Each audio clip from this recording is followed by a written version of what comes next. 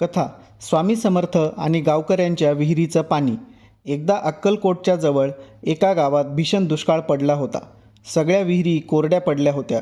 शेती जळाली, जनावरं पाण्याअभावी मरायला लागली. गावकऱ्यांनी फार प्रयत्न केला, पण कुठूनच पाणी मिळेना. अखेर काही गावकरी अक्कलकोटला गेले आणि स्वामी समर्थांना साकडं घातलं. स्वामी, आमचं गाव कोरडं पडलंय. पाण्यावाचून सर्व जीव मरणाच्या उंबरठ्यावर आहेत. कृपा करा.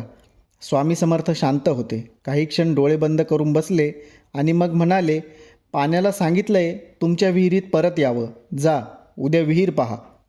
गावकरी अचंबित झाले, पण श्रद्धेने घरी परतले. दुसऱ्या दिवशी सकाळी सगळे गावकरी धावत विहिरीपाशी गेले आणि काय आश्चर्य, पूर्ण कोरडी विहीर पाण्याने भरलेली होती. गावात आनंदाचं वातावरण पसरलं.